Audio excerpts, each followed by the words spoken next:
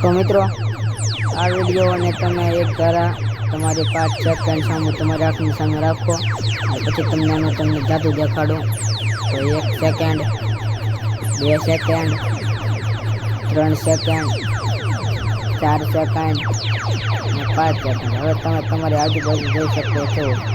જો તમને નવીન લાગ્યું હોય તો લાઈક કરો, શેર કરો અને સબસ્ક્રાઈબ કરો અને આવા વિડીયો જોવા માટે અમારી ચેનલને સબસ્ક્રાઈબ કરો।